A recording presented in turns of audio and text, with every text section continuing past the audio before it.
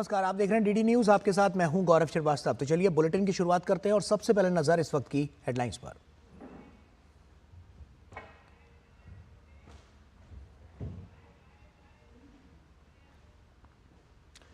सातवें और अंतिम चरण की वोटिंग समाप्त होने के साथ पूरी हुई लोकसभा चुनाव 2024 की मतदान प्रक्रिया। 7 राज्यों और एक केंद्र शासित प्रदेश की 57 सीटों के लिए डाले गए वोट। 60% से ज्यादा मतदान। सातवें और आखिरी चरण का रण रहा दिग्गजों के नाम। प्रधानमंत्री नरेंद्र मोदी, केंद्रीय मंत्री अनुराग सिंह ठाकुर, रविशंकर प्रसाद के अलावा रामकृपाल यादव और अनुप्रिया पटेल का भविष्य ईवीएम में हुआ बंद। 4 जून को आएंगे नतीजे। प्रधानमंत्री नरेंद्र मोदी की कन्याकुमारी में 2 दिवसीय ध्यान साधना हुई पूरी। विवेकानंद रॉक मेमोरियल से बाहर आए प्रधानमंत्री। साधना को लेकर विपक्ष की टिप्पणियों पर भाजपा का पलटवार। विपक्ष पर ध्यान साधना से ही घबराने का किया कटाक्ष।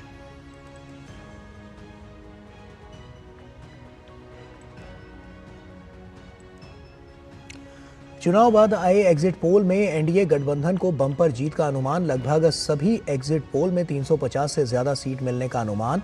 विपक्षी इंडी गठबंधन की उम्मीदों को झटका।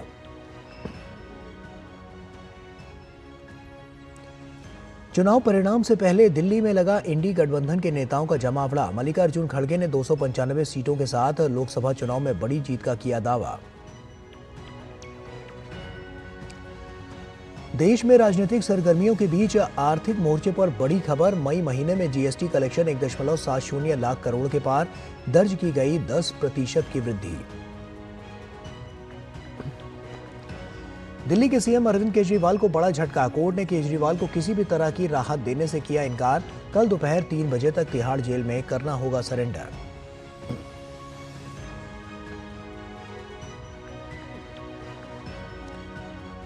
दिल्ली में गहराया जल संकट। पानी की किल्लत से राजधानी के लोग बेहाल। हरियाणा पर पानी रोकने के आरोप पर दिल्ली सरकार पर बरसे हरियाणा के सीएम। कहा, भ्रष्टाचार पर कम और विकास पर ज्यादा ध्यान दें केजरीवाल। भीषण गर्मी से तपते राजस्थान को राहत मिलने की उम्मीद। पश्चिमी विक्षोभ के कारण उत्तरी और पूर्वी इलाकों में छाए बादल। अगले 48 घंटों में बारिश की संभावना। राजधानी दिल्ली में भी तपिश हुई कम।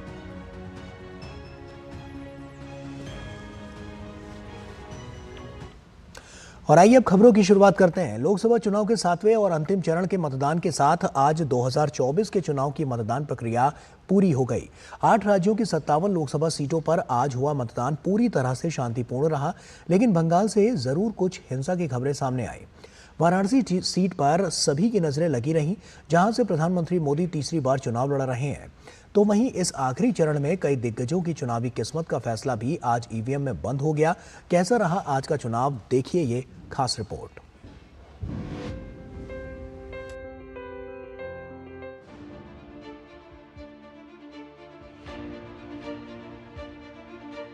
दुनिया के सबसे बड़ी लोकतंत्र का सबसे बड़ा महापर्व अब समाप्ति की ओर है। लोकसभा चुनाव के लिए देश में 19 अप्रैल से शुरू हुई 7 चरणों में मतदान की प्रक्रिया शनिवार को 7वें और अंतिम चरण के मतदान के साथ संपन्न हो गई। लोकतंत्र के इस महापर्व में भागीदार बनने के लिए बुजुर्गों, युवाओं, महिलाओं समेत सभी वर्ग के मतदाताओं में भारी उत्साह देखने को मिला। 7वें चरण में उत्तर प्रदेश, पंजाब और पश्चिम बंगाल समेत देश के अलग अलग हिस्से में लोकतंत्र के महापर्व को लेकर गजब का उत्साह देखने को मिला। 7 राज्यों और एक केंद्र शासित प्रदेश की 57 सीटों पर मतदाताओं ने वोटिंग में बढ़ चढ़कर हिस्सा लिया। खास तौर पर सुबह से ही मतदान केंद्रों पर लंबी लंबी कतारें देखने को मिली। पहली बार वोट डालने वाले युवाओं में अलग ही उत्साह नजर आया। मैं लोगों से अपील करना चाहता हूं कि ये लोकतंत्र का सबसे बड़ा त्योहार है। जैसे अपने हक अधिकार की हम लोग बात करते हैं, तो एक वोट देके और लोकतंत्र को मजबूत बनाए और अपने घर से वोट जरूर करके निकले। पहली बार वोट देना था तो लगा कि इस बार तो कुछ तो करेंगे हम लोग इतने बार अपने देश के प्रधानमंत्री को चुनने के लिए। इस बीच महिला शक्ति भी महापर्व में बढ़ चढ़कर हिस्सा लेती नजर आईं। मतदान केंद्रों पर महिलाओं की लंबी कतारें यह साफ संदेश देती नजर आईं कि आधी आबादी अपनी सरकार चुनने के लिए बहुत ही जागरूक है। जो विकास करे, जिससे हमारे देश की प्रगति हो, विकास हो, बच्चे की शिक्षा अच्छी हो, उन्हीं लोगों को दिया जाएगा। जिसने विकास करेगा हमारी सिटी को, उसी को चुनना मैं पसंद करूंगी। वहीं देश भर में मतदान केंद्रों पर चुनाव के अलग अलग रंग भी देखने को मिले। इसी कड़ी में भारतीय सेना के जवानों ने फिरोजपुर कैंट के एक मतदान केंद्र पर अपने मताधिकार का प्रयोग किया। इसके अलावा मतदान केंद्रों पर दिव्यांग और बुजुर्ग मतदाताओं के लिए विशेष व्यवस्था भी नजर आई। मतदाता के मन में अभी सिर्फ विकास का मुद्दा है और विकास के उद्देश्य से लोग यहाँ पर निकले हैं और काफ़ी अच्छी संख्या में देखने में आया है। तो देश में आप देख रहे हैं इतने रोड के जाल छा गया है। ये आपको नए नए ट्रेन, फास्ट ट्रेन हो रहे हैं पब्लिक की सुविधा के लिए। बहुत सा इवेंट है, बहुत सा चीज़ है, इसमें क्या गिनाया जाएगा यहाँ 1 मिनट में, जो राष्ट्र के लिए बहुत ज़रूरी है। और राष्ट्र हित भी देखना है, राष्ट्र हित देखना, दोनों ही देख कर मैंने वोट किया।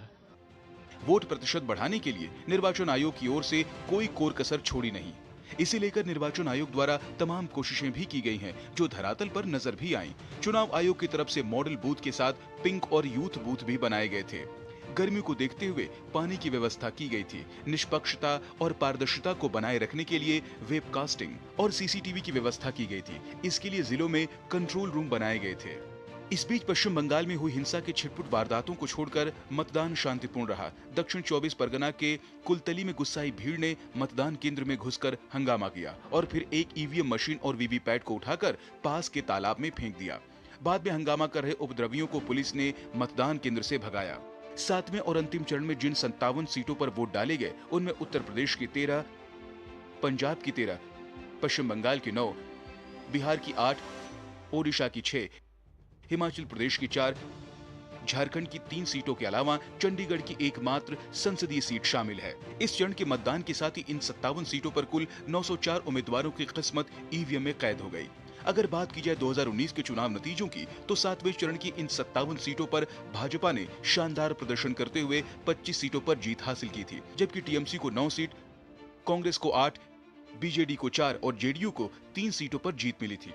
वहीं बसपा को 2, शिरोमणि अकाली दल को 2, अपना दल सोनेलाल को 2, झारखंड मुक्ति मोर्चा को 1 और आम आदमी पार्टी को 1 सीट पर जीत मिली थी। फिलहाल अब लोकसभा चुनाव में मतदान प्रक्रिया संपन्न होने के बाद 4 जून को जब मतगणना होगी, तो ये देखना दिलचस्प होगा कि इस बार मतदाताओं ने किसके पक्ष में जनादेश दिया है। जनादेश डेस्क, डीडी न्यूज।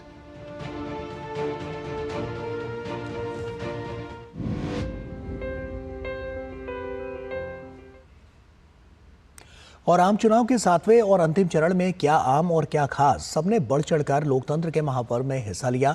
भाजपा के राष्ट्रीय अध्यक्ष जेपी नड्डा, जम्मू कश्मीर के उपराज्यपाल मनोज सिन्हा, उत्तर प्रदेश और पंजाब के मुख्यमंत्री सहित विभिन्न राजनीतिक दलों के उम्मीदवारों और दिग्गजों ने भी लाइन में लगकर अपने मताधिकार का इस्तेमाल किया। 7वें चरण में प्रधानमंत्री नरेंद्र मोदी, केंद्रीय मंत्री अनुराग सिंह ठाकुर, रविशंकर प्रसाद, चरणजीत सिंह चन्नी, हरसिमरत कौर बादल, मनीष तिवारी और अभिषेक बनर्जी जैसे दिग्गजों की किस्मत भी ईवीएम में बंद हो गई।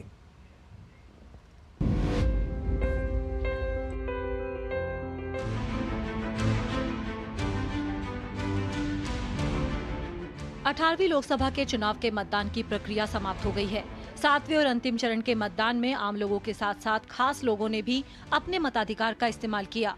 उत्तर प्रदेश की 13 सीटों के लिए हुए मतदान में मतदाताओं ने बढ़ चढ़कर वोट किया। वाराणसी लोकसभा सीट से पीएम मोदी को टक्कर दे रहे कांग्रेस प्रत्याशी अजय रॉय ने वाराणसी के मतदान केंद्र पर अपना वोट डाला। वहीं उत्तर प्रदेश के मुख्यमंत्री योगी आदित्यनाथ ने गोरखपुर में अपने मताधिकार का प्रयोग किया। गोरखपुर से भाजपा प्रत्याशी रवि किशन ने परिवार के साथ वोट डाला। जम्मू कश्मीर के उपराज्यपाल मनोज सिन्हा ने गाजीपुर में अपने मताधिकार का प्रयोग किया। भाजपा नेता आरपीएन सिंह ने कुशीनगर में और अपना दल की राष्ट्रीय अध्यक्ष और एनडीए की लोकसभा प्रत्याशी अनुप्रिया पटेल ने मिर्जापुर में अपना वोट डाला। सुहेल देव भारतीय समाज पार्टी के राष्ट्रीय प्रमुख महासचिव और घोसी लोकसभा सीट से प्रत्याशी अरविंद राजभर ने बलिया में वोट किया। हिमाचल प्रदेश के राज्यपाल शिव प्रताप शुक्ला ने गोरखपुर में अपना वोट डाला। मौसम की विपरीत परिस्थितियों के बावजूद भी मतदाताओं ने जो उत्साह दिखाया है, मैं सबसे पहले उन सभी मतदाताओं के प्रति हृदय से आभार व्यक्त करता हूं। ये जनता तय करती है। प्रधानमंत्री पहले भी प्रधानमंत्री हार चुके हैं और बनारस के लाल ने ही हराया है। चिंता मत करो, काम करो। इस बीच अंतिम चरण में पंजाब की सभी 13 सीटों पर मतदान हुआ। पंजाब के मुख्यमंत्री भगवंत मान ने संगरूर के गांव मंगवाल में वोट डाला। भाजपा प्रदेश अध्यक्ष सुनील जाखड़ ने गांव पंचकोसी में अपना वोट डाला। शिरोमणि अकाली दल के अध्यक्ष सुखबीर सिंह बादल ने अपनी पत्नी और बठिंडा लोकसभा सीट से पार्टी उम्मीदवार हरसिमरत कौर बादल के साथ वोट डाला।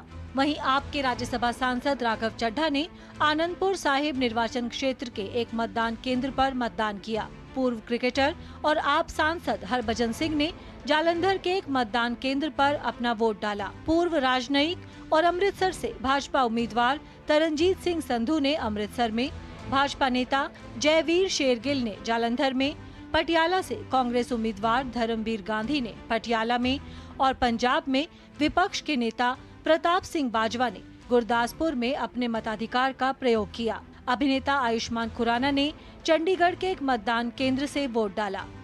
भाजपा के राष्ट्रीय अध्यक्ष जेपी नड्डा ने हिमाचल प्रदेश के बिलासपुर में अपने मताधिकार का प्रयोग किया। हिमाचल प्रदेश के मुख्यमंत्री सुखविंदर सिंह सुक्खू ने हमीरपुर के एक मतदान केंद्र पर अपना वोट डाला। हमीरपुर लोकसभा सीट से भाजपा उम्मीदवार अनुराग सिंह ठाकुर ने हमीरपुर के भोरंज विधानसभा क्षेत्र के समीरपुर गाँव में अपने मताधिकार का प्रयोग किया। हिमाचल की हॉट सीट मंडी से भाजपा प्रत्याशी कंगना रनौत ने सरका घाट के एक मतदान केंद्र में मतदान किया। वहीं मंडी से कांग्रेस उम्मीदवार विक्रमादित्य सिंह ने अपनी मां और हिमाचल प्रदेश कांग्रेस अध्यक्ष प्रतिभा सिंह के साथ वोट डाला। हिमाचल प्रदेश के पूर्व मुख्यमंत्री और नेता प्रतिपक्ष जयराम ठाकुर ने भी मताधिकार का प्रयोग किया।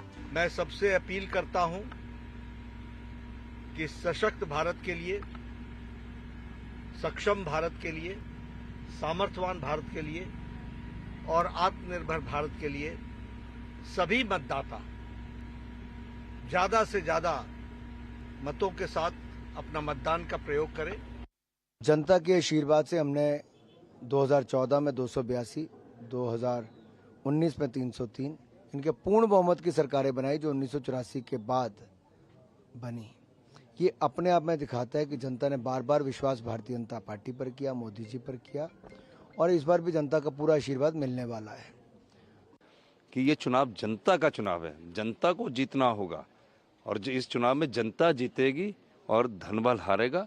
जनबल की जीत होगी, धनबल की हार होगी। बिहार के मुख्यमंत्री नीतीश कुमार ने बख्तियारपुर में अपने मताधिकार का प्रयोग किया। बिहार में पटना साहिब से भाजपा उम्मीदवार रविशंकर प्रसाद ने पटना में वोट डाला। वहीं बिहार के पूर्व मुख्यमंत्री और गया लोकसभा क्षेत्र से उम्मीदवार जीतन राम मांझी ने जहानाबाद में मतदान किया। आरजेडी प्रमुख लालू प्रसाद यादव ने पत्नी राबड़ी देवी और बेटी रोहिणी आचार्य के साथ पटना में एक मतदान केंद्र पर वोट डाला। वहीं तेजस्वी यादव और तेज प्रताप यादव ने भी पटना में मताधिकार का इस्तेमाल किया। पाटलिपुत्र लोकसभा सीट की आरजेडी उम्मीदवार मीसा भारती ने पटना में मतदान किया। खूब वोट दें, आज तो गर्मी भी कुछ कम हुई है, ईश्वर की बड़ी कृपा है, तो बहुत उत्साह लोग देख रहे हैं, वोट देंगे और बहुत निर्णायक विजय हो रही है देश में, बिहार में और पटना साहिब में। हम लोग 300 प्लस रहेंगे। बिहार में चौंकाने वाला इतना सीट ला रहे हैं जिससे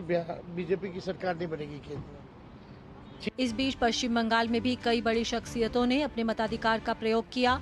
टीएमसी के महासचिव और डायमंड हार्बर सीट से उम्मीदवार अभिषेक बनर्जी ने कोलकाता में अपने मताधिकार का प्रयोग किया। वहीं दक्षिण कोलकाता लोकसभा सीट से माकपा उम्मीदवार सायरा शाह हलीम ने अपना वोट डाला। कोलकाता उत्तर लोकसभा सीट से टीएमसी उम्मीदवार सुदीप बंदोपाध्याय ने अपने परिवार के साथ वोट डाला। वहीं जादवपुर लोकसभा सीट से भाजपा उम्मीदवार अनिर्बान गांगुली ने अपने वोट का प्रयोग किया। इसके अलावा नुसरत जहां ने भी वोट किया।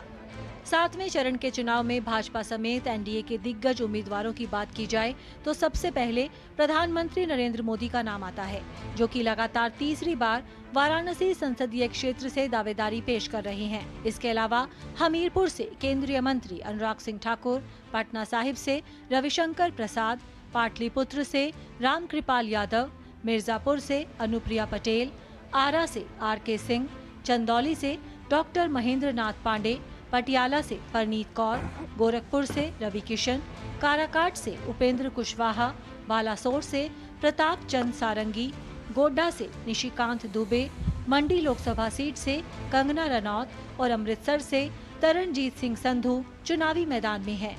अब सबकी नजरें 4 जून को होने वाली मतगणना पर टिकी हैं। ऐसे में देखना दिलचस्प होगा कि किसके सिर पर जीत का ताज सजता नजर आएगा। जनादेश डेस्क, डीडी न्यूज।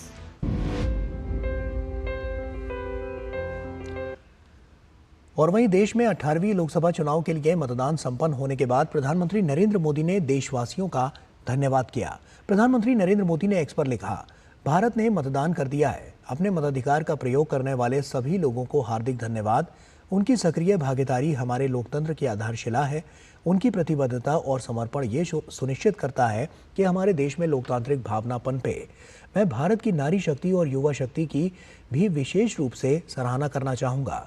मतदान में उनकी मजबूत उपस्थिति एक बहुत ही उत्साहजनक संकेत है। और वहीं दिल्ली में आज कांग्रेस अध्यक्ष मल्लिकार्जुन खड़गे के आवास पर इंडी गठबंधन के नेताओं की महत्वपूर्ण बैठक हुई। बैठक में विपक्षी दलों ने एग्जिट पोल की बहस में शामिल न होने के अपने फैसले को भी वापस ले लिया। बैठक में तय हुआ कि मतदान के बाद टीवी पर एग्जिट पोल की बहस में इंडी गठबंधन के सभी दल हिस्सा लेंगे।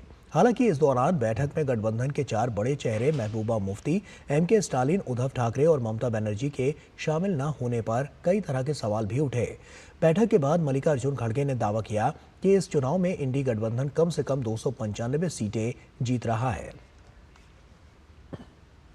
आज बीजेपी और उनके साथी लोग खास करके एग्जिट पोल पे बहुत वो लोग चर्चा करेंगे और इसीलिए लोगों में कंफ्यूजन नहीं होना और वो जो नैरेटिव देने की कोशिश कर रहे हैं उसको हमने सच्चाई इस देश के लोगों को बताना चाहते हैं।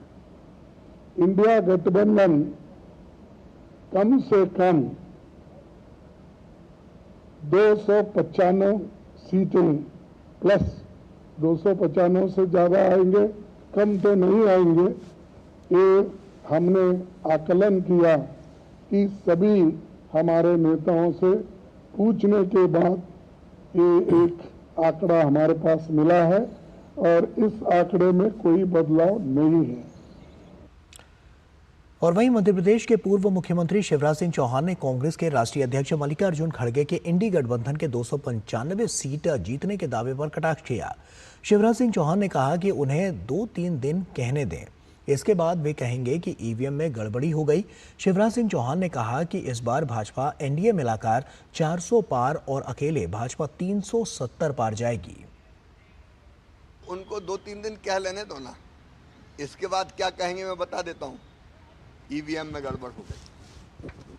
भारतीय जनता पार्टी एनडीए मिला के 400 पार और अकेले बीजेपी 370। और वहीं भाजपा नेता शहजाद पूनावाला ने भी विपक्ष गठबंधन पर तंज कसते हुए कहा कि इंडी अलायंस अपनी अंतिम सांसें गिन रहा है। भाजपा नेता ने कहा कि इसका प्रमाण ममता बनर्जी और उन लोगों ने दे दिया है जो इस बैठक में शामिल नहीं होना है। अंतिम फेज आते आते इंडी अलायंस अपनी अंतिम सांसें गिन रहा है, क्योंकि हमने देखा है कि इंडी अलायंस की मीटिंग में ममता बनर्जी जी नहीं जाने वाली है। उन्होंने पहले भी कहा था कि मैं आउटसाइड सपोर्ट दूंगी। फिर हमने देखा कि किस प्रकार से अंतिम फेज आते आते दिल्ली में जो दोस्ती कर रहे थे वो पंजाब में आके दुश्मनी करने लगे, आम आदमी पार्टी और कांग्रेस पार्टी। और वहीं कांग्रेस अध्यक्ष मल्लिकार्जुन खड़गे के उस बयान पर भी पूनावाला ने प्रतिक्रिया दी जिसमें खड़गे ने प्रधानमंत्री पद के लिए राहुल गांधी को पसंद बताया था। शहजाद पूनावाला ने कहा कि ममता दीदी ने और अरविंद केजरीवाल ने साफ साफ बता दिया था कि राहुल गांधी को इंडी अलायंस के चेहरे के रूप में प्रस्तुत नहीं किया जा सकता है।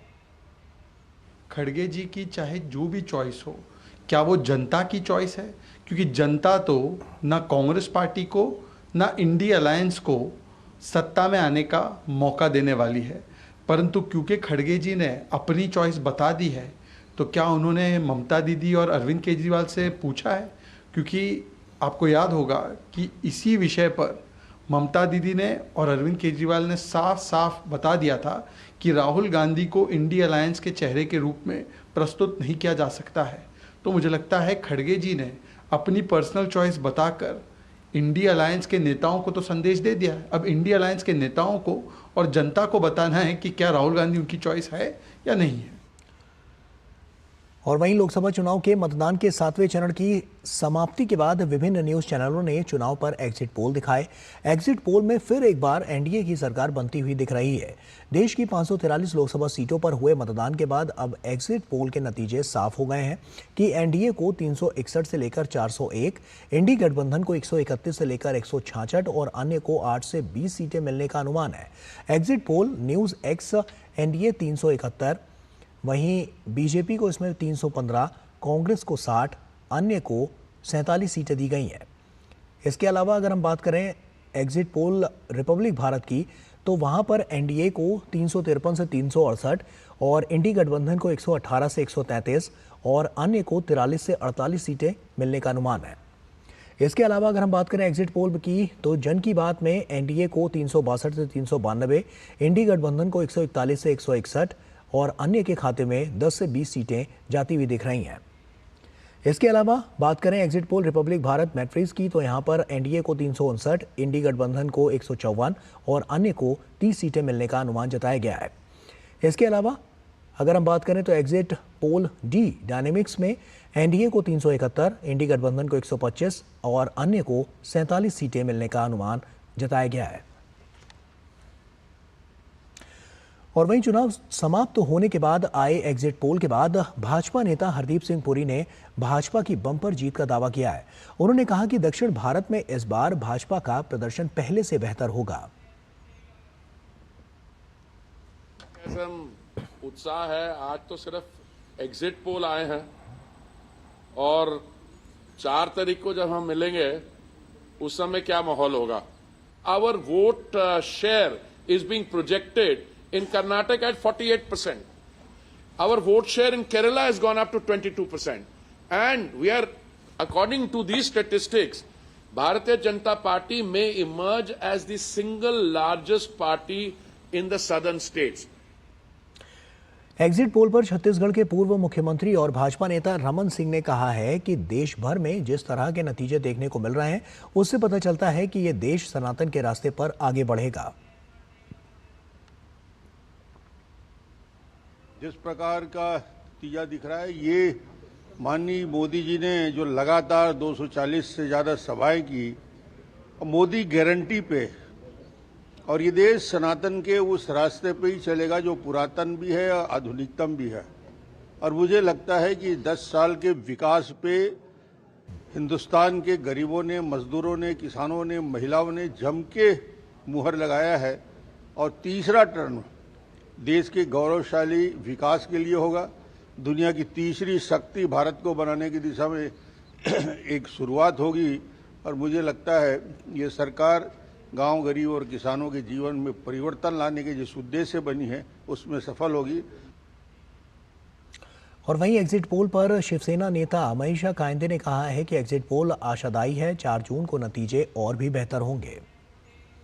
एग्जिट पोल बहुत ही आशादायी है और जो अपेक्षा है कि एनडीए बाजी मार लेगी, वैसे ही प्रकार के एग्जिट पोल्स है। 4 जून को जब रिजल्ट्स आएंगे तो माननीय मोदी जी का जो चमत्कार है वो फिर एक बार, तीसरी बार हमें देखने को मिलेगा।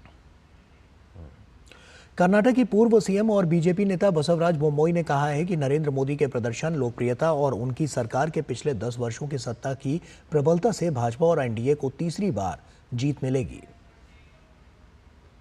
It is on the expected lines. The performance and popularity of Narendra Modi ji and the pro-incumbency of last 10 years of his government and the way he has provided a very stable, strong government and the economic growth in spite of has led to a third time victory for our Honorable Prime Minister Narendra Modi ji and BJP and NDA on a whole. और वहीं गोवा के मुख्यमंत्री प्रमोद सावंत ने कहा कि 4 तारीख को परिणामों में एनडीए गठबंधन 400 पार हो जाएगा। आज के एग्जिट पोल में different survey report shows the different results, लेकिन एक बात सही है कि भारतीय जनता पार्टी और एनडीए को 360 के आसपास सभी दिखा रहे हैं। हमने पहले से माननीय मोदी जी की कैंपेन, मोदी जी की गारंटी के ऊपर एनडीए अलायंस को 400 पार करेंगे, ये भारतीय जनता पार्टी का लोगों का वादा था, लोगों का नारा था। तो मुझे एग्जिट पोल के दिख रहा है कि this is the exit poll which shows 360, लेकिन एग्जैक्ट पोल जब 4 तारीख को सुबह आएंगे तो शाम तक एनडीए अलायंस 400 पार हो जाएंगे, ये मैं कह सकता हूँ। और वहीं एग्जिट पोल पर बीआरएस के कार्यकारी अध्यक्ष केटीआर ने कहा है कि हम एग्जैक्ट पोल का इंतजार कर रहे हैं। खुशी हमें महसूस होती है कि जिस राज के लिए हम लोग लड़े और जिस राज की हासिल करने के लिए इतनी कुर्बानी और इतना जिद्दोजहद हमने किया, आज वो कामयाब हुआ। और ना सिर्फ कामयाब हुआ बल्कि राज बनने के बाद आज हिंदुस्तान में it has become one of the leading states in the country and we are extremely proud of Telangana. We'll wait for the exact poll. और एग्जिट पोल पर कांग्रेस नेता शशि थरूर ने कहा कि हमें पता है कि जमीनी हकीकत क्या है। My mind, the only poll that matters is what actually went into the machines when people press the button, and I think we'll have to see those before we come to any reaction. I don't see the BJP gaining much ground in the south. All accounts are they will lose significantly in Karnataka, and they certainly won't gain in either Tamil Nadu or Kerala. But again, let's wait. We'll find out soon enough in 3 days' time.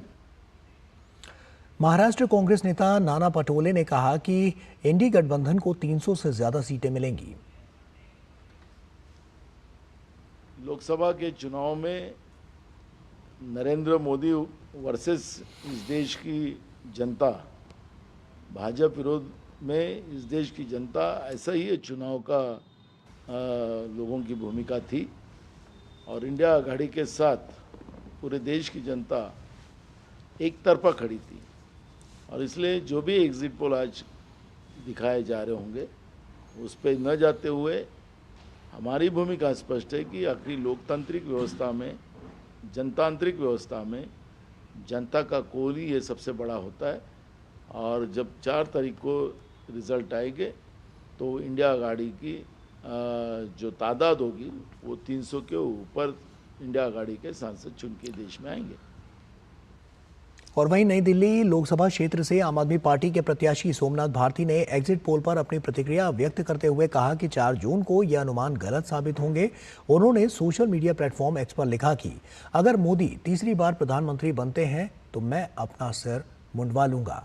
मेरी बात याद रखना, 4 जून को सभी exit poll गलत साबित होंगे और मोदी जी तीसरी बार प्रधानमंत्री नहीं बनेंगे। दिल्ली में सभी 7 सीटें एनडीए अलायंस को मिलेंगी। मोदी के डर से एग्जिट पोल उन्हें हारते हुए नहीं दिखा सकते, इसलिए हम सभी को 4 जून को आने वाले वास्तविक नतीजों का इंतजार करना चाहिए। लोगों ने बीजेपी फॉर इंडिया के खिलाफ बहुत भारी मतदान किया है।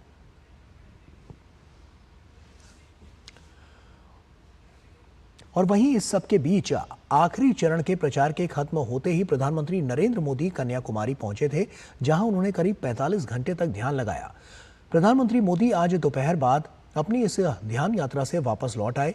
प्रधानमंत्री मोदी के ध्यान पर राजनीति भी जमकर देखने को मिली। जहां विपक्षी दल प्रधानमंत्री पर निशाना साध रहे थे, तो भाजपा ने विपक्षी दलों के इस प्रयास को सनातन विरोधी बताया। प्रधानमंत्री मोदी 2019 के चुनाव प्रचार के बाद उत्तराखंड के केदारनाथ पहुंचे थे। प्रधानमंत्री नरेंद्र मोदी ने तमिलनाडु के कन्याकुमारी में विवेकानंद रॉक मेमोरियल में अपने 2 दिवसीय ध्यान और साधना का शनिवार को समापन किया। इससे पहले सुबह उन्होंने भगवान सूर्य को अर्घ्य दिया और स्वामी विवेकानंद की प्रतिमा पर श्रद्धा सुमन अर्पित किए। 30 मई को लोकसभा चुनाव के लिए कई जनसभाएं करने के बाद पीएम मोदी 45 घंटों के लिए विवेकानंद रॉक मेमोरियल पहुंचे थे, जहां पूजा करने के बाद ध्यान साधना में डूब गए।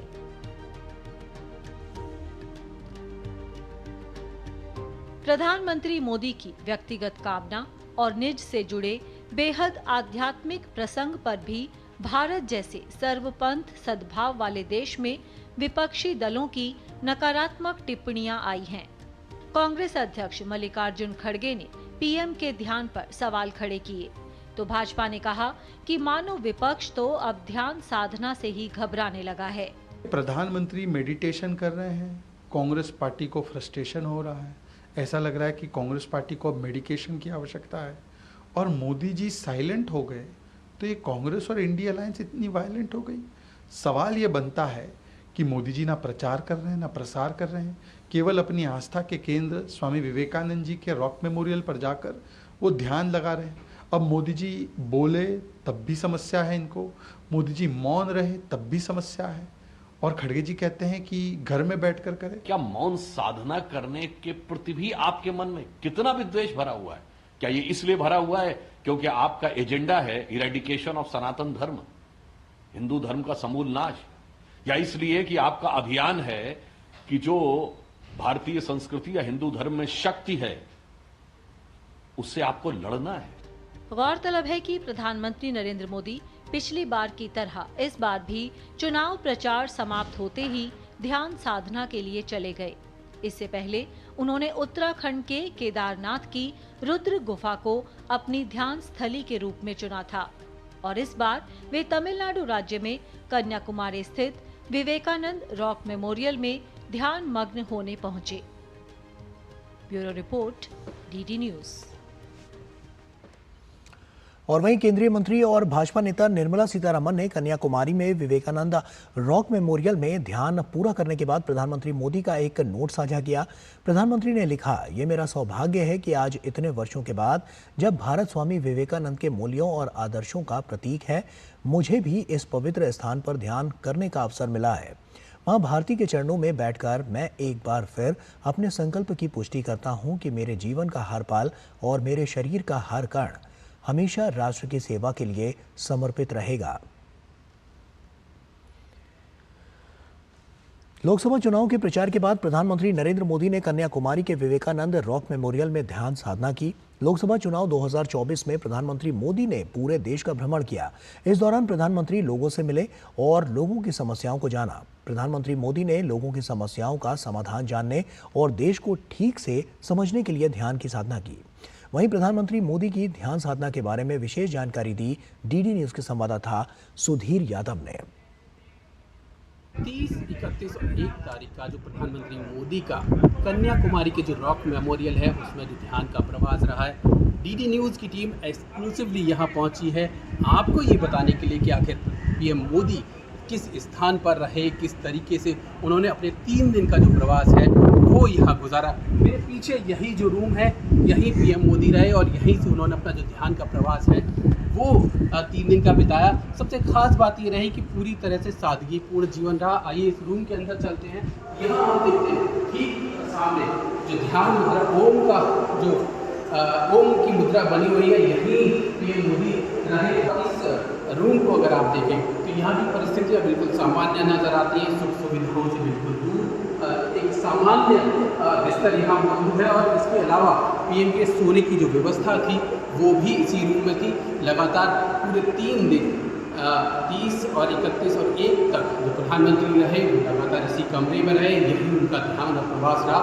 1893 में विश्व धर्म सम्मेलन में जाने से पहले स्वामी विवेकानंद भी ठीक इसी रॉक पर आए थे, कन्याकुमारी की इसी रॉक पर आए थे और उन्होंने यही ध्यान लगाया था। पूरे देश में भ्रमण के बाद जो उनके मन में सवाल थे उनके समाधान के लिए यहाँ आए थे और यही बात बिल्कुल पीएम मोदी पर भी बिल्कुल समान रूप से लागू होती है। पूरे देश में इलेक्शन कैंपेन के दौरान उनका जो भ्रमण रहा, लगातार लोगों के बीच वो गए, लगातार चीज़ों को उन्होंने जाना, देश को बहुत करीब से एक बार फिर जाना और समझा और किस तरीके से देश की समस्याओं को उनके निवारण की ओर ले जाया जाए, इसी के मद्देनजर इस ध्यान प्रवास को समझा जा सकता है। जाहिर तौर पर इससे जिस तरीके से उनके मन में देश को लेकर, लगातार विकसित भारत को लेकर जो विचार है उनके और बेहतर रूप में देश को सामने लाने में मदद मिलेगी। कैमरा जैने के साथ Sudhir Yadav, DD news, Kanyakumari rock memorial. और बिहार की पाटलिपुत्र सीट से भाजपा प्रत्याशी और पूर्व केंद्रीय मंत्री रामकृपाल यादव पर फायरिंग की गई है। जानकारी के मुताबिक मसौड़ी थाना क्षेत्र के पिंजड़ी गांव में बूथ से इंस्पेक्शन करके लौटने के वक्त अज्ञात अपराधियों ने उन पर गोली चलाई। हालांकि इस घटना में रामकृपाल यादव बाल बाल बच गए। एक कार्यकर्ता को गंभीर चोटें लगी हैं। घटना की जानकारी मिलने के बाद पुलिस और सुरक्षा बल के बड़े अधिकारी मौके पर पहुंच गए हैं। पूरे मामले की जांच की जा रही है। रोड पे पिनेरी गांव के पास ये सूचना मिली कि माननीय जो पूर्व सांसद हैं रामकृपाल यादव जी के जो काफिला है उस पर हमला हुआ, उसमें उनका एक कार्यकर्ता जो है वो चोटिल हुआ है। इस संदर्भ में माननीय जो रामकृपाल यादव जी उनके द्वारा एक लिखित आवेदन दिया गया है। उस आवेदन के आधार पर जो है हम अग्रतर कार्रवाई कर रहे हैं। जो भी इस मामले संबंध में जो भी तथ्य सामने आएंगे वो अग्रतर आपको बता दिए जाएंगे। जो भी इसमें उपयुक्त लोग हैं जिनके बारे में बताया गया है कि उनके द्वारा जो है हमला किया गया, उनकी पहचान करते हुए पुलिस की टीम लगातार उनके ठिकानों पर छापेमारी कर रही है। और अर्थव्यवस्था के मोर्चे पर एक अच्छी खबर आ रही है। पहले जीडीपी बढ़ी तो अब जीएसटी कलेक्शन के आंकड़े भी खुश करने वाले हैं। वित्त मंत्रालय के अनुसार मई 2024 में सकल वस्तु एवं सेवा कर यानी कि जीएसटी राजस्व 1.73 लाख करोड़ रहा। ये साल दर साल 10% की वृद्धि दर्शाता है। रिफंड के लेखांकन के बाद मई 2024 के लिए शुद्ध जीएसटी राजस्व 1.44 लाख करोड़ रहा, जो पिछले वर्ष की समान अवधि की तुलना में 6.9% अधिक है। वित्त वर्ष 2024 से 25 के मई माह तक 3.83 लाख करोड़ के सकल जीएसटी राजस्व संग्रह में 11.3% की वार्षिक वृद्धि दर्ज की गई है, जबकि शुद्ध राजस्व में 11.6% की बढ़ोतरी दर्ज की गई। मई 2024 में घरेलू सकल जीएसटी राजस्व 15.3% बढ़ा। और 16वें वित्त आयोग के अध्यक्ष अरविंद पनगढ़िया ने वित्त वर्ष 2023 से 24 के लिए भारत की जीडीपी वृद्धि दर के 8.2% रहने की संभावना की सराहना करते हुए इसे भारत के लिए बड़ी और बहुत अच्छी खबर बताया। भारत के G20 शेरपा अमिताभ कांत ने भी कहा कि भारत दुनिया के सबसे तेजी से बढ़ती हुई अर्थव्यवस्था के रूप में अपनी स्थिति को और मजबूत कर रहा है। शुक्रवार को जारी राष्ट्रीय सांख्यिकी कार्यालय के आंकड़ों के मुताबिक मार्च तिमाही में भारत की अर्थव्यवस्था 4 तिमाहियों में सबसे निचले स्तर 7.8% पर बढ़ी। जून तिमाही में अर्थव्यवस्था 8.2% पे रही और सितंबर तिमाही में 8.1% और दिसंबर तिमाही में 8.6% की दर से बढ़ी।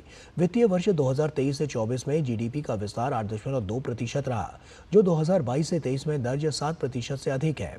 ICRA यानी investment information and credit rating agency of India की मुख्य अर्थशास्त्री अदिति नायर ने निवेश गतिविधि से प्रेरित क्रमिक मंदी का उल्लेख किया, जबकि PHDCCI के अध्यक्ष संजीव अग्रवाल ने इसे 2047 तक विकसित भारत की दिशा में प्रयासों के प्रतिबिंब के तौर पर रेखांकित किया।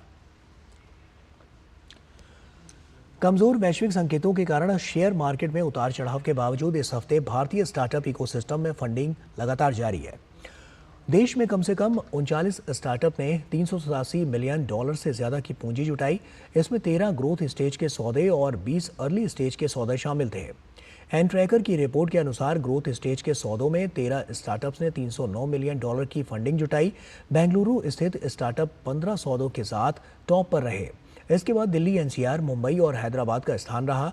डीप टेक स्टार्टअप्स सेडेमैक ने $100 मिलियन जुटाए और इसका इस्तेमाल एक नया मैन्युफैक्चरिंग प्लांट बनाने और भारत, अमेरिका एवं यूरोपीय संघ में अपनी मौजूदगी बढ़ाने के लिए किया जाएगा।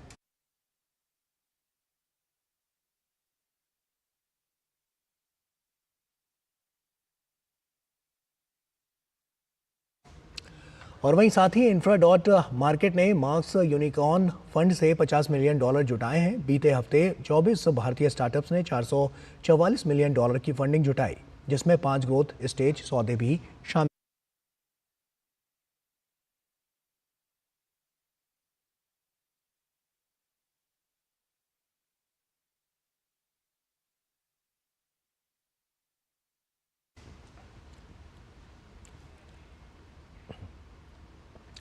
और आइए आगे बढ़ते हैं। दिल्ली शराब घोटाला मामले से जुड़े मनी लॉन्ड्रिंग मामले में राउस एवेन्यू कोर्ट में अरविंद केजरीवाल की याचिका पर सुनवाई हुई।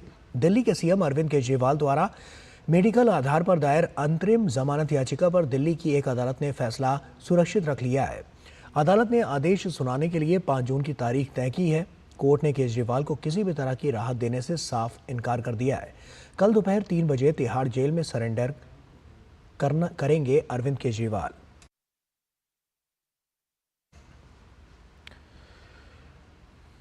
और आबकारी नीति मामले में दिल्ली के मुख्यमंत्री अरविंद केजरीवाल को झटका लगा है और जिसके बाद अरविंद केजरीवाल को 2 जून को तिहाड़ जेल में जाना ही होगा। दिल्ली की राउज एवेन्यू कोर्ट ने शनिवार को मेडिकल ग्राउंड पर जमानत याचिका पर सुनवाई की, जिसमें स्वास्थ्य के आधार पर अंतरिम जमानत की अवधि को 1 सप्ताह बढ़ाने का अनुरोध किया गया था।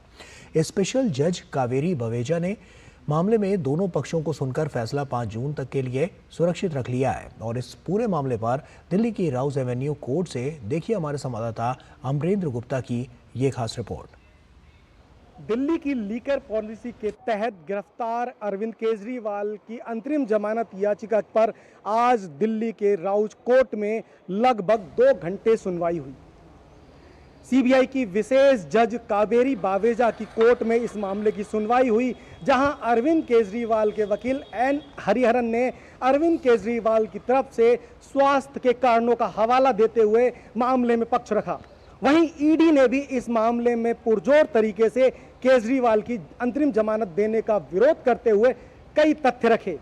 एक तरफ जहां अरविंद केजरीवाल के वकील एन हरिहरन ने कोर्ट को बताया कि अरविंद केजरीवाल ने लगातार चुनाव प्रचार किया है और जिस तरह से उनको 21 दिन की अंतरिम जमानत मिली थी, ऐसे में अभी इस वक्त जब उनको सरेंडर करना है, उनका स्वास्थ्य खासा कमजोर हो रहा है। इस पर ईडी के वकील ने साफ तौर पर कहा कि चूंकि मामला सुप्रीम कोर्ट का है और सुप्रीम कोर्ट ने इस मामले में मुख्यमंत्री अरविंद केजरीवाल को 21 दिन की अंतरिम जमानत दी थी, इसलिए राउज कोर्ट में इस मामले का जो संज्ञान है वो नहीं बनता है। उन्होंने साफ तौर पर कहा कि 21 दिन काफ़ी अहम होते हैं, इसलिए अरविंद केजरीवाल को ऐसा लगता था कि उनकी सेहत गिर रही है, तो उन्होंने क्या वजह है कि 25 मई को टेस्ट कराए और 7 दिन की अंतरिम जमानत के लिए अपनी याचिका को मूव किया। क्यों नहीं, जब उनको लगा कि वो तिहाड़ जेल से वापस आ गए तो वो सारे जरूरी टेस्ट वो समय पे करा लेते। इस पर ईडी के वकील ने साफ तौर पर यह भी कहा कि कोर्ट में तथ्यों पर बात होती है। इस पर कोर्ट ने साफ तौर पर कहा कि अभी इन दोनों पक्षों को हमने सुना है और इस मामले में फैसला सुरक्षित रख लिया गया है। 5 जून को राउज कोर्ट अपना फैसला सुनाएगा, लेकिन ये तय है कि दिल्ली के मुख्यमंत्री अरविंद केजरीवाल को लीकर पॉलिसी नीति के तहत तिहाड़ जेल में 2 जून को 3 बजे जाकर सरेंडर करना होगा। Amarendra Gupta, DD news, Delhi. और संयुक्त राष्ट्र ने देश के प्रधानमंत्री नरेंद्र मोदी के मेगा प्रोजेक्ट नमामि गंगे की तारीफ की है। साथ ही इस प्रोजेक्ट को दुनिया की शीर्ष 10 परियोजनाओं में शामिल किया गया है।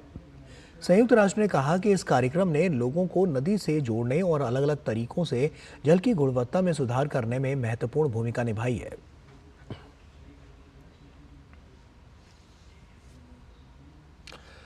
और आइए अब देखते हैं कि मौसम का मिजाज क्या कहता है। अधिकांश राज्य इन दिनों गर्मी के मार से बेहाल हैं। जहां चढ़ते पारे ने सामान्य जनजीवन को बुरी तरह प्रभावित किया है, तो लू का असर भी लोगों की परेशानियां बढ़ा रहा है। दिल्ली एनसीआर में शनिवार को दोपहर के बाद मौसम ने करवट ली और पूरे इलाके में कहीं तेज आंधी चली तो कई जगहों पर बारिश ने गर्मी से राहत दिलाई। राजस्थान में भी मौसम से थोड़ी राहत मिलने की उम्मीद जगी है, जहां पश्चिमी विक्षोभ के असर से तापमान में कमी आने के आसार हैं, तो कई इलाकों में बारिश की भी संभावना है। पश्चिमी विक्षोभ के प्रभाव से खासकर राजस्थान के उत्तरी और पूर्वी भागों में आंशिक बादल छाए रहेंगे और इसके प्रभाव से अगले 48 घंटों के दौरान कहीं कहीं मेघ गर्जन, अचानक तेज हवाओं के साथ हल्के से मध्यम दर्जे की बारिश होने की संभावना है। जहां समूचे उत्तर भारत में गर्मी का असर देखने को मिल रहा है, तो दक्षिण सहित कुछ पूर्वोत्तर के राज्य बारिश से राहत मिली है। बारिश के चलते असम के डिब्रूगढ़ में लगातार तेज बारिश के कारण कई इलाकों में जलभराव हो गया। इस बीच मौसम विभाग ने अनुमान जताया है कि हीट वेव से जल्द ही राहत मिलने की संभावना है। कई राज्यों में आगामी 4 दिनों में भारी से मध्यम बारिश होने की संभावना है। अरुणाचल प्रदेश में भारी से लेकर बहुत भारी बारिश होने की संभावना है। वहीं असम और मेघालय में 4 जून तक भारी बारिश को लेकर अलर्ट किया गया है। इसके साथ ही उप हिमालय, पश्चिम बंगाल और सिक्किम में 2 जून को भारी से लेकर बहुत भारी वर्षा होने की संभावना है। आईएमडी के मुताबिक राजधानी दिल्ली में 2 जून को हल्की बारिश होने की संभावना है। इसके अलावा बिहार, झारखंड, पश्चिम बंगाल, ओडिशा, छत्तीसगढ़ और उत्तराखंड में भी हल्की से मध्यम बारिश का अलर्ट जारी किया गया है। मौसम के कहर से देश के कई राज्यों में हीट वेव की वजह से कई लोगों की जान भी चली गई है, जिसको लेकर स्वास्थ्य विभाग पहले ही एडवाइजरी जारी कर चुका है। वहीं 29 मई को दिल्ली के मुंगेशपुर में तापमान 52 डिग्री सेल्सियस से अधिक जाने की खबर की जानकारी देते हुए पृथ्वी विज्ञान मंत्री किरेन रिजिजू ने बताया कि मामले पर भारत मौसम विभाग की टीम ने तुरंत जांच करते हुए सेंसर में आई 3 डिग्री की त्रुटि को सही कर लिया गया है। वहीं मौसम के कहर के बीच दिल्ली के लोग पानी की समस्या की दोहरी मार झेलने को भी मजबूर हैं। बीते कई दिनों से दिल्ली में गहराते जल संकट के बीच बहुत बड़ी आबादी को टैंकर के पानी पर निर्भर रहना पड़ रहा है। शनिवार को भी दिल्ली के कई इलाकों में टैंकर से पानी की सप्लाई की गई, लेकिन आम लोगों में दिल्ली सरकार के प्रति खासा रोष है। मामले को लेकर दिल्ली सरकार पर कुप्रबंधन के आरोप लग रहे हैं। बड़ी उम्मीद पाली थी दिल्ली की जनता, हम ही नहीं दिल्ली के लोग बड़ी उम्मीद पाले थे इस केजरीवाल बेईमान से। यहाँ नलके नहीं लगे हुए हैं, यहाँ लाइन डाल के छोड़ दी गई है सिर्फ पब्लिक की तसल्ली के लिए, लेकिन दिया किसी ने नहीं है पानी। यही टैंकर के पीछे बाल बच्चा का पढ़ाई सब छूट रहा है, रोगी बेरामी सब हम लोग का रहता है, फिर भी जा नहीं पाते हॉस्पिटल। पूरी फैमिली, एक फैमिली 2 बंदे पानी में ही लगे रहते हैं सुबह से रात तक, ड्यूटी वूटी छोड़ के कोई काम नहीं है, सिर्फ पानी पानी पानी पानी। टैंकर माफियाओं का अतिक्रमण चल रहा है, 500 रुपये दीजिए आप टैंकर आएगा, अन्यथा नहीं आएगा। जो यहाँ से टैंकर की पूर्ति की जाती है उसमें भी एंट्री करने वाले अधिकारी और ड्राइवर ये लोग अपनी मनमानी करते हैं। प्राइवेट बोरिंग हुए उनमें सब में पानी आज भी आ रहा है, अब भी आ रहा है। हमारे सरकारी बोरिंग हुए किसी में पानी नहीं निकला। जिस वादे को लेके दिल्ली की जनता का उसने वोट लिया था केजरीवाल सरकार ने, मुझे लगता है 10 साल से ज्यादा का उसको समय हो गया, लेकिन आज तक वो सोई पड़ी है। केजरीवाल साहब को मैं कहूँगा कि भ्रष्टाचार की तरफ से ध्यान कम करके विकास की तरफ ध्यान ज्यादा करें, क्योंकि लोगों को जो सुविधाएं देनी है, हरियाणा का जो पानी है, जो एग्रीमेंट माननीय कोर्ट के साथ बैठ करके हुआ है, उससे स्वाया पानी जा रहा है, परंतु अपनी राजनीति को चमकाने के लिए, अपने भ्रष्टाचार के पापों को दबाने के लिए लोगों के अंदर इस प्रकार की भ्रम की स्थिति पैदा करना, ये केजरीवाल की फितरत रही है। गर्मी के सितम के बीच मानसून केरल में दस्तक दे चुका है। अब सभी राज्यों को इंतजार है कि उनके इलाके में बारिश की राहत भरी बूंदें कब पहुंचेगी। चंद्रशेखर के साथ ब्यूरो रिपोर्ट, डीडी न्यूज। और राजधानी नई दिल्ली में देवी अहिल्याबाई होलकर की 299वीं जयंती मनाई गई। आइए देखते हैं इस पर यह खास रिपोर्ट। भारतीय इतिहास में ऐसी कई महिलाओं का नाम स्वर्णाक्षरों में लिखा जाना चाहिए, जिन्होंने न केवल अपनी शौर्य और पताका से समाज का बल्कि पूरे राष्ट्र का नाम रोशन किया है। ऐसी ही महिलाओं में से एक है महेश्वर की महारानी अहिल्या देवी होलकर। राजधानी नई दिल्ली में माई होम इंडिया द्वारा भारतीय जनता पार्टी के राष्ट्रीय सचिव सुनील देवधर के आवास पर देवी अहिल्याबाई होलकर की 299वीं जयंती के अवसर पर कार्यक्रम का आयोजन किया गया। कार्यक्रम में पूर्वोत्तर राज्यों के अलावा देश भर से आए राष्ट्रवादी विचारकों ने भाग लिया। इस दौरान मीडिया से बात करते हुए भाजपा के राष्ट्रीय सचिव सुनील देवधर ने कहा कि देवी अहिल्याबाई होलकर, जिन्हें इतिहास की किताबों में नजरअंदाज किया गया, उन्हें शैक्षिक पाठ्यक्रमों में शामिल कर आज नई पीढ़ी को उनके राष्ट्र प्रेम से युक्त शौर्य व पराक्रम से अवगत कराने की जरूरत है। जो उन्होंने महिलाओं का सैन्य दल बनाया, उन्होंने पर्यावरण का जिस तरह से ख्याल रखा, वीवर्स को किस तरह से उन्होंने डेवलप किया, उन्होंने किस तरह से सिंपल लिविंग और हाई थिंकिंग का परिचय दिया, ये सारे जो प्रमाण है ये आजकल की महिलाओं में, युवाओं में, युवतियों में नहीं आएंगे तो लीडरशिप कैसे खड़ी रहेगी। इसलिए शिक्षा पद्धति में इन सब चीज़ों का इंक्लूड होना बहुत ज़रूरी है। इस अवसर पर समारोह में मौजूद प्रबुद्ध जनों ने भी नारी शक्ति की प्रतीक महामाता अहिल्या देवी के महान व्यक्तित्व पर विचार रखे।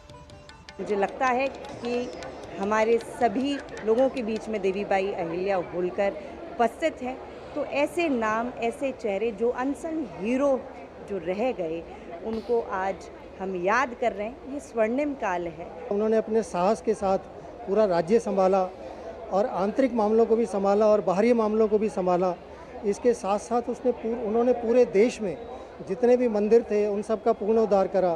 पुण्य श्लोक देवी अहिल्याबाई पुण्य श्लोक भी है और देवी भी हैं।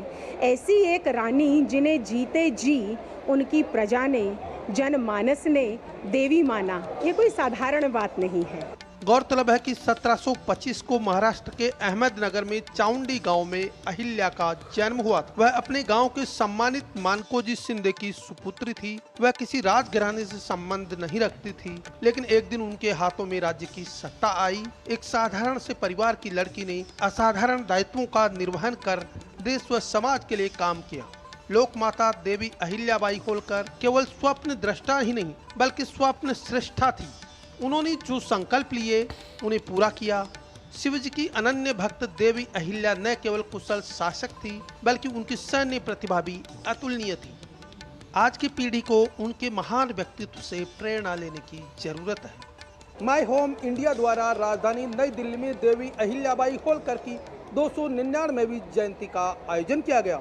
इस जयंती पर देश भर से आई महिला और पुरुषों ने देवी अहिल्याबाई होलकर के सम्मान, स्वाभिमान और राष्ट्र विकास के लिए किए गए कार्यों की न केवल सराहना की बल्कि नई पीढ़ी में उनके संस्कार, विचार और व्यवहार को आगे बढ़ाने के लिए इसे शैक्षिक पाठ्यक्रमों में शामिल करने की अपील भी की। मेरे सहयोगी कैमरामैन शारदा के साथ मोपी यादव, डीडी न्यूज, दिल्ली। और आइए अब नजर डालते हैं देश की कुछ और महत्वपूर्ण खबरों पर फटाफट अंदाज में। दिल्ली के राउज एवेन्यू कोर्ट ने महिला पहलवानों से कथित यौन उत्पीड़न मामले में सुनवाई 2 जुलाई तक के लिए स्थगित कर दी है। दिल्ली पुलिस ने यात्रा और सीडीआर समेत अन्य दस्तावेज मांगने वाली बृजभूषण शरण सिंह की अर्जी का विरोध किया। पुलिस ने कहा कि आरोपी दस्तावेज तलब करने की आड़ में दोबारा जांच की मांग कर रहे हैं, जिसका निर्देश नहीं दिया जा सकता। कर्नाटक में भ्रष्टाचार रेड कार्ड विज्ञापनों को लेकर कर्नाटक के मुख्यमंत्री और उप मुख्यमंत्री आज ACMM कोर्ट में पेश हुए। अदालत ने मामले में दोनों को जमानत दे दी है। भीषण गर्मी के कारण देश में बिजली की रिकॉर्ड खपत के बीच कोल इंडिया ने सोशल मीडिया प्लेटफॉर्म X पर बताया कि देश में रिकॉर्ड बिजली की खपत से चिंता की कोई बात नहीं है। बिजली स्टेशनों के पास 45 मीट्रिक टन से अधिक का स्टॉक बना हुआ है, जो पिछले वर्ष की तुलना में 30% अधिक है। कोल इंडिया ने कहा कि ये स्टॉक 19 दिनों की आवश्यकता को पूरा करने के लिए पर्याप्त है। महाराष्ट्र के पुणे पोर्शे कार दुर्घटना मामले में नाबालिग आरोपी की मां को महाराष्ट्र के पुणे की जुवेनाइल कोर्ट में पेश किया गया। पुलिस ने उन्हें आज सुबह ही गिरफ्तार किया था। 19 मई की रात को हुई दुर्घटना में 2 IT सवार इंजीनियरों की मौत हो गई थी। पश्चिम बंगाल में चुनाव के दौरान हिंसा रुकने का नाम नहीं ले रही है। पश्चिम बंगाल के उत्तर 24 परगना के बशीरहाट में लोकसभा चुनाव के 7वें चरण के दौरान TMC और भाजपा कार्यकर्ताओं के बीच झड़प हुई। इस दौरान कई लोग घायल भी हो गए। और इसी के साथ फिलहाल इतना ही। दीजिए इजाजत। नमस्कार।